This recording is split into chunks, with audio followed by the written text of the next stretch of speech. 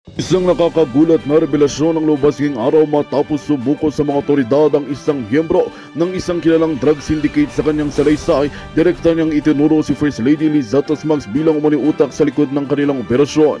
Ayon sa subukong suspect, matagal na raw umanong konektado ang kanilang grupo sa ilang matataas na opisyal ng pamahalaan. Dahil dito agad na nagsagawa ng imbestigasyon ang mga kinauukulang ahensya upang beripikahin ang mga aligasyon.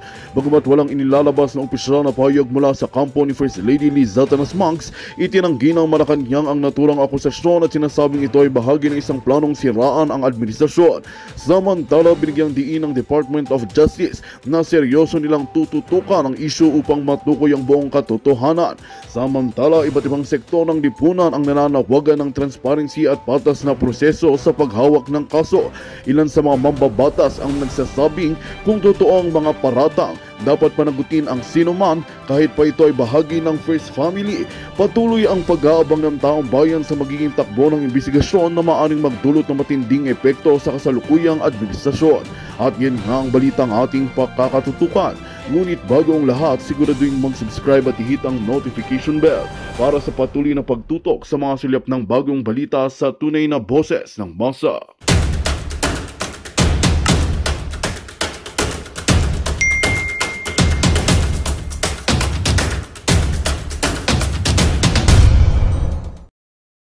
Ang gobyerno na ginagalawan nyo sa Pilipinas. Bakit kamo? 3 hours ago, ibinalita sa mainstream media na umaasa daw ang DOJ at ang seremolya na magiging patas ang gobyerno ng the Netherlands sa asylum application ni Spokes Harry. Right? So yan yung ito.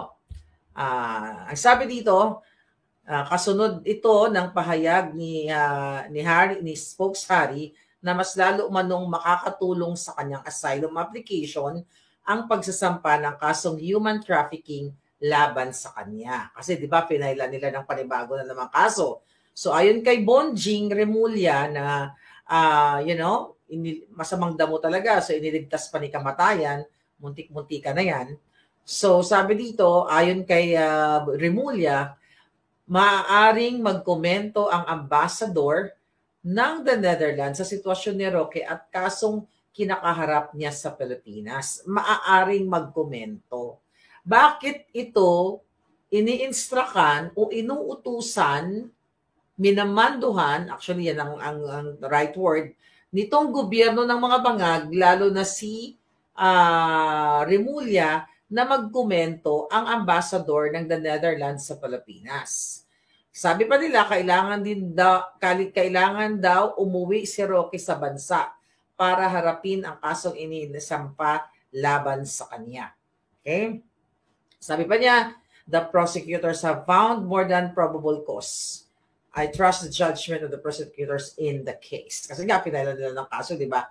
Mga kababay, mga palangga ko, hindi pwedeng harangin ng bangag administration, right, ng mga singoters ang application o ang asylum application ni Spokes Harry Roque sa the Netherlands.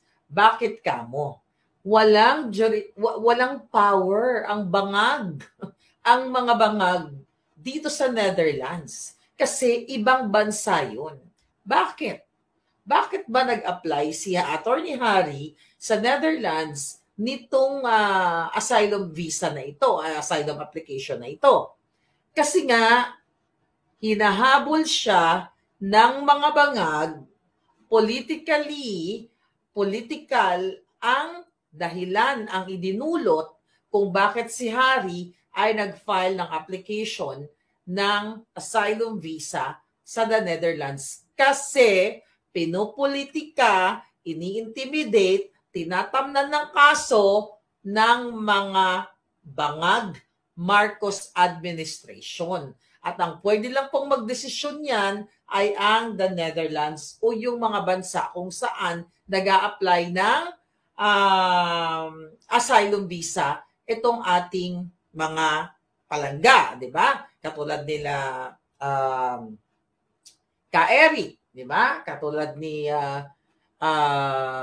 Doc Lorraine, marami pang iba. Kasi ayon dito, na ito ay may karapatan ang mga asylum seeker at based si Atty. Harry Roque ay magaling yan na international lawyer.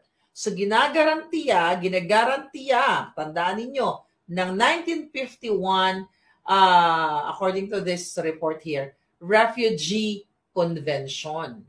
So ngayon, mga kababayan, kung si Spokes Harry ay nag-apply ng asylum sa Netherlands, mga kapalangga, walang pakialam, walang kapangyarihan ang mga bangag para pigilan, putulin o kung ano pa man panghimasukan ang kanyang asylum application. Dahil gigil na gigil ang mga bangag sa ngiwi-ngiwi, butod-butod, di ba? Ngayon, kaya galit na galit sila. Pwede silang magdakdak, pwede silang magbigay ng opinyon na kahit ano, katulad ng ginawa nila kay Arnie Teves, right? Na sinasabi ni Remulla na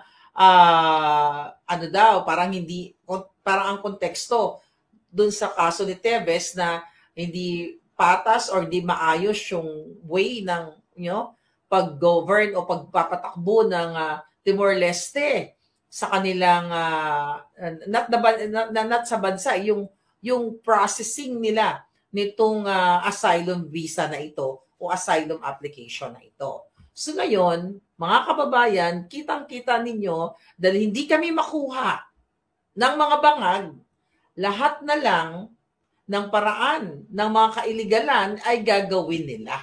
Kasi ito nga ay political persecution. Dahil kami ay nagkikriticize sa mga pangidnap ni Lisa Tanas, pangidnap ni Bangag, pagnakaw, pagsinghot, pag-smuggle, bribery, at kung ano-ano, kaya kami tinutugis. The same thing with Inday Sara. Tinutugis kaming tatlo, Pangulong Duterte, tinutugis kayong lahat.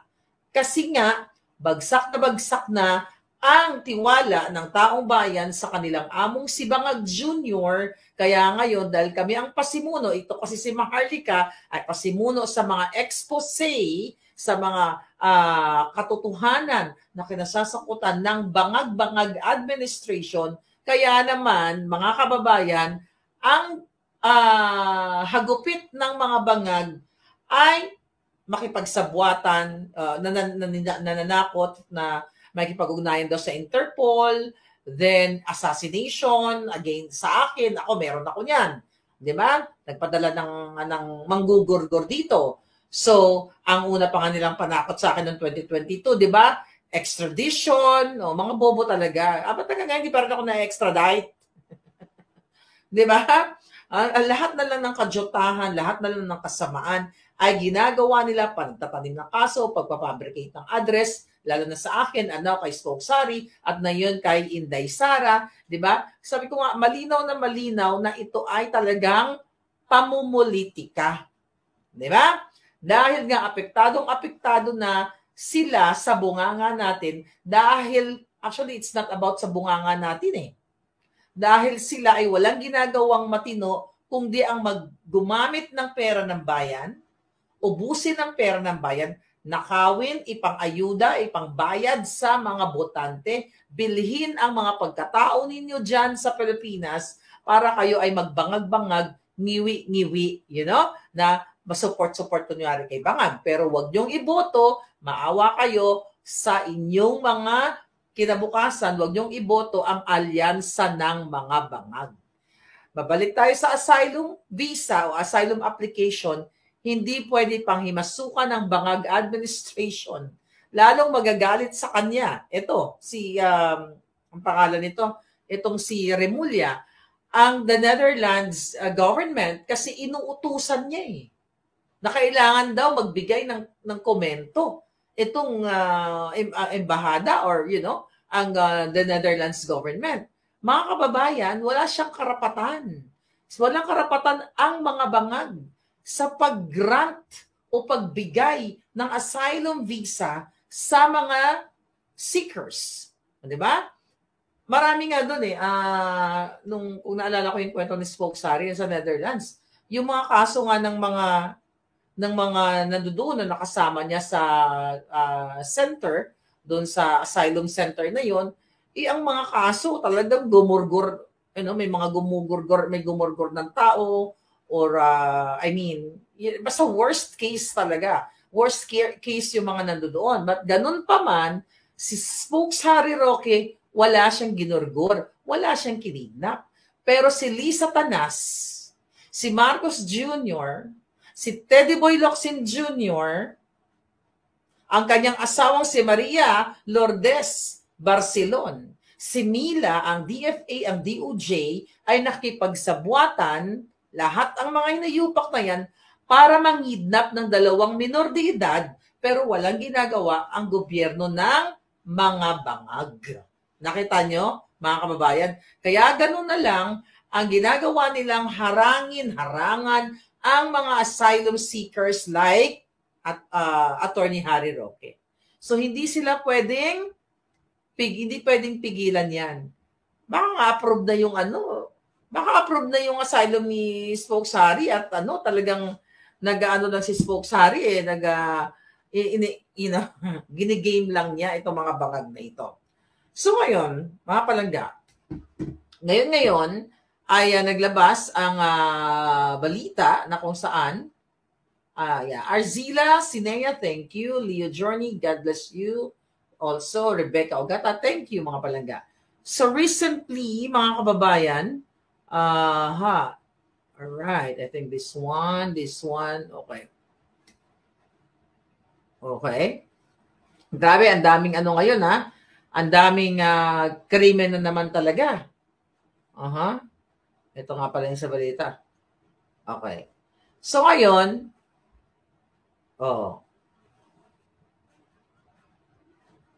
itong ginawa nila kay Inday Sara, mga kababayan, I think this one, ito, na kinasuhan ng inciting to sedition, sabi ko nga, ito yung common denominator namin. Right?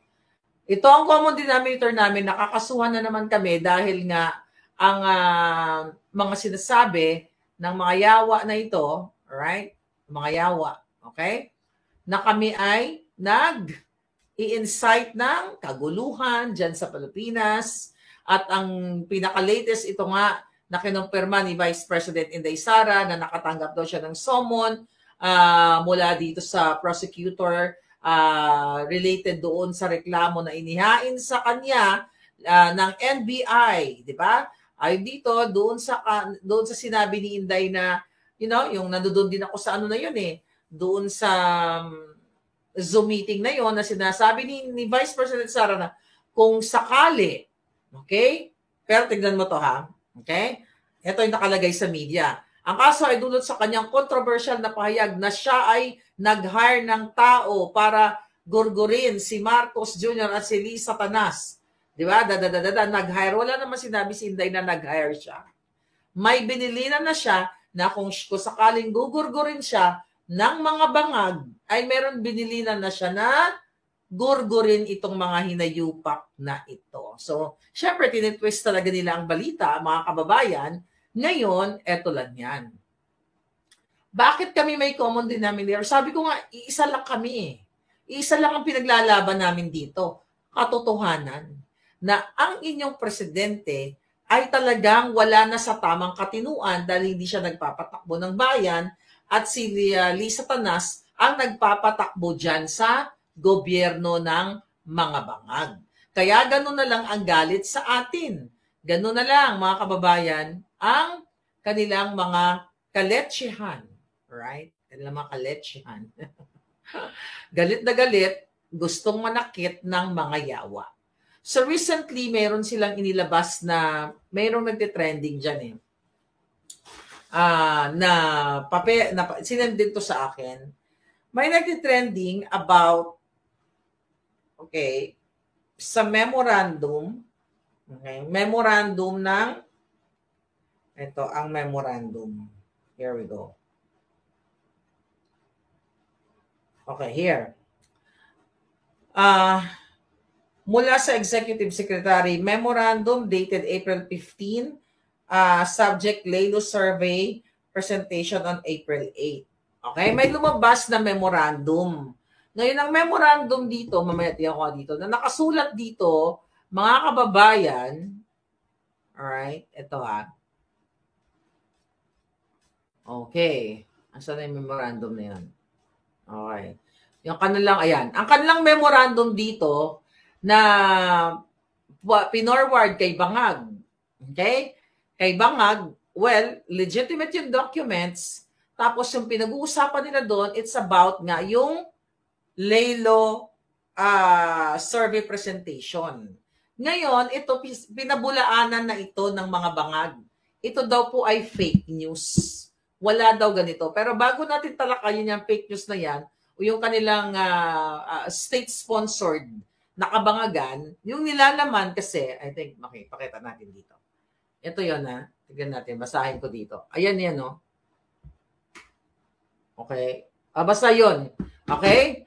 Ang nilalaman yan, mga kababayan, sa memo na yan, na sinasabi nitong Lelo survey result na sobrang bagsak ang trust rating ni Bangag simula nung kanilang pinadukot ang Pangulong Duterte. Simula nung pinakidnap nila, nakalagay dito sa memo na ito, pinag-uusapan doon, pero ang sabi ng Bangag administration, ito daw ay fake. Alright? So, pero talakayin muna natin kung anong nakalagay. So, meron silang directive sa kanilang mga PRPR. Ano ang sabi dito? Mayroon silang direktiba. Okay? Inaatasan na palakasin daw yung kanilang PR campaign. Okay? Palakasin si Bangag. Tutukan yung pagpapababa daw ng presyo ng bigas. Tapos, ipalabas na may mga trabaho, i-address daw yung inflation. Kumbaga magpapahasik sila ng kasinungalingan. Alright? Tapos yung mga labor, dapat may mga trabaho ang mga tao, ganyan-ganyan. Tapos ang sabi nila, i-double daw nila yung kanilang PR team, double effort, mga kababayan. Right? I-double effort nila yung kanilang PR, yung kanilang black propaganda patungkol dito sa kay Pangulong Duterte. Pabagsakin ang Pangulong Duterte, pero nga, di ba nakita niyo naman, nung pinabagsak nila, lalong lumabas ang mga taong bayan at lalong minahal si Pangulong Duterte. Kaya nga bumagsak ang rating nito ni Bangag Jr. Tapos doon sa ano na to, sa memo na ito, date April 15, na sinasabi ng Bangag administration na ito daw ay fake news. Mga kababayan, mag-focus nga daw sa Visayas, kumbaga kasi doon dapat daw tutukan yung kanilang operation at magpakalat ng positive na propaganda at talagang kalat sa social media. Alright? Dahil ito ay magandang ginawa ng bagong Bangag na Pilipinas, yung 20 pesos na kilo ng bigas, at hikayatin daw yung mga taong bayan na na paniwalaan na ang Bangag administration ay mabuti ang ginagawa para lalo daw suportahan ang Bangag na administrasyon at syempre kasama yung kanilang alyansa ng mga Bangag. So ayon dito sa memo na ito, mga kababayan, alright? Okay? Ang sabi ng kanilang PR team, okay, mga PR, yung mga black ops nila, di ba? Yung kailang mga black ops na ito, na wag na lang daw sagutin yung mga negative na mga sinasabi natin na mga yung mga yung mga against dito kay Bangag na ito. Sa halip daw mag-focus sila sa kanilang mga black propaganda, na si Bangag ay ganito ganyan, nagbigay ng 20 pesos per kilo na bigas,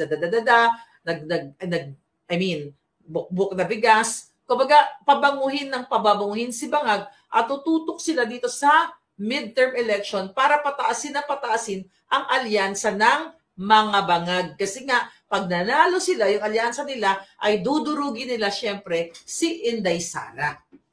So ngayon, yun yung ang mga nilalaman ng itong memo na ito, mag-focus. At pabanguhin si Tambaluslos, 'di ba?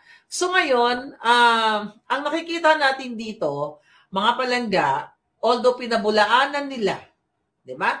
hindi nila inamin na, dahil ito daw ay fake news.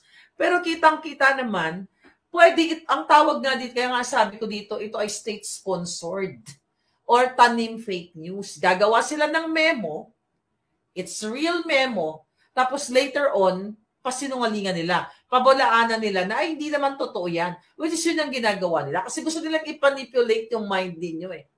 Di ba? Malinaw dito sa memo na nilabas nila at ito nga daw ay fake news. Di ba? Na pabanguhin si Bangag sa pamamagitan ng fake news nila na mayroong 20 pesos na kilo na bigas. Di ba? Pabanguhin, pagbigay ng ayuda. Di ba? Gamit ang pera ninyo. Again, pang-aabuso sa pondo ng bayan, pang-aabuso sa kapangyarihan, at ang paggagamit pa lang ng kanilang mga PR machinery na yan, milyon-milyong piso po ang ginagastos dyan ng ating mga taxpayers para maghasik sila ng kasinungalingan. Ngayon, ang ginagawa nila, mga palangga, para tumaas yung kanilang ratings. Kaya ito, gagamit na sila ng mga bayaran. So, hindi naman na yan, mga kababayan, hindi naman yan, ang tawag dyan, hindi na yan bago. Kasi, magaling sila dyan sa pagsisinungaling nila. Magaling sila magtanim ng mga kasinungalingan. Yan ang ginagawa nila sa amin, di ba? Remember, I think a month ago ba yon or mga 2 months na, nang nagkaroon sila ng tanim, fake news sa akin, sa kay SAS, na nagpadala sila na kunyari yung mga police na yon na nakamaskara na nasa sasakyan, kunyari, galit na galit at mag-aalsa na. Parang may mga ganong silang pinadala sa amin. Ina-detect namin ni Sasyon na yun ay isang malaking kasinungalingan. So, hindi mo epekto yun. Kaya itong mga state-sponsored na ito, mga kababayan, itong mga kasinungalingan nila para, una, pag inilabas mo, sabihin nila, ay fake news to mga to. Where in fact, galing mismo sa kanila. Galing mismo sa mga bangag. Sabihin nila, fake news ito para pag-file sila ng kaso, makapanakot sila. Pero ang totoo, sila rin ang nagpapakalat ng kanilang disinformation. Si Lisa Tanas, si Marcos Jr. ang nagpapakalat ng mga kasinungalingan para i-gaslight. At i-manipula nila, ito yung taktika ng mga demonyo eh. Diba?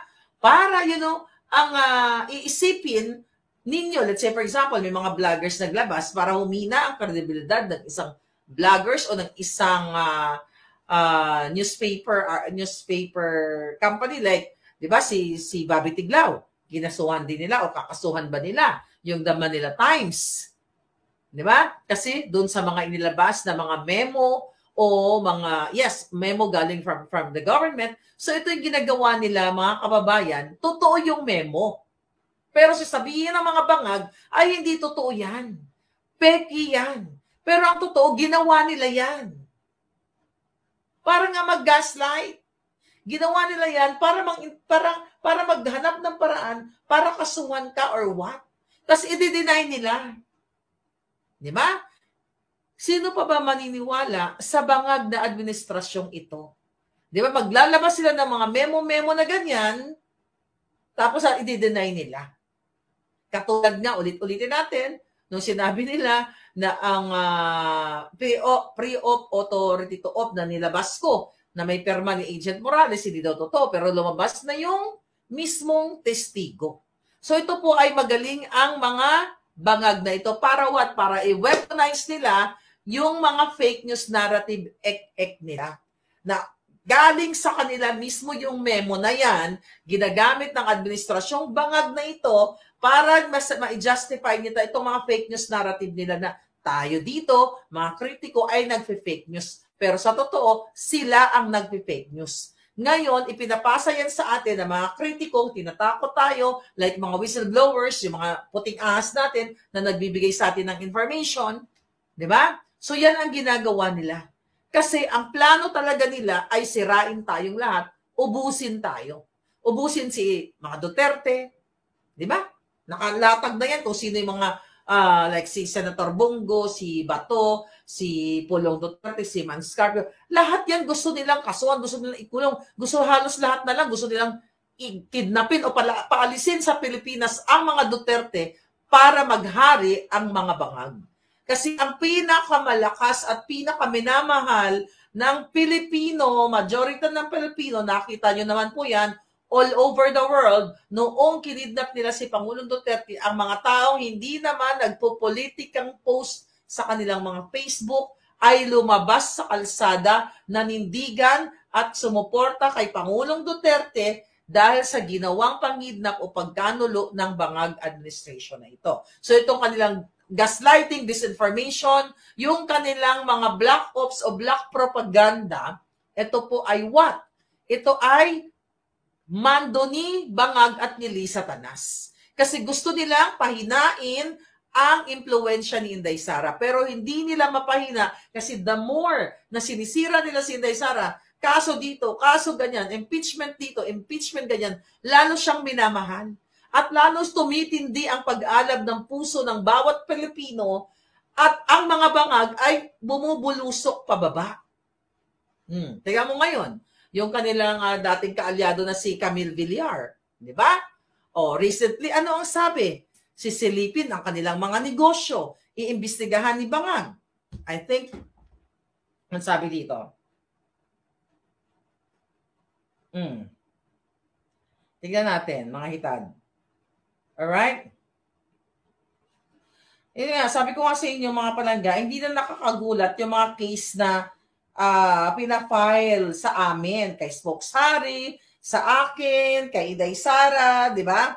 Kasi talagang ano nila to talagang ito ay kanilang planado at wala na nga silang pakialam. Magandang balita ang hatid namin sa inyo ngayong araw. Sa pagtatapos ng aming balitaan, nagbigay kami ng mga mahalagang impormasyon. Maraming salamat sa pagtutok at pagsuporta sa aming programa. Huwag kalimutang manatili sa mga susunod na araw para sa mga bagong balita at mga kwento na dapat nating abangan. Mula sa Boses ng Masa, magandang araw, Pilipinas!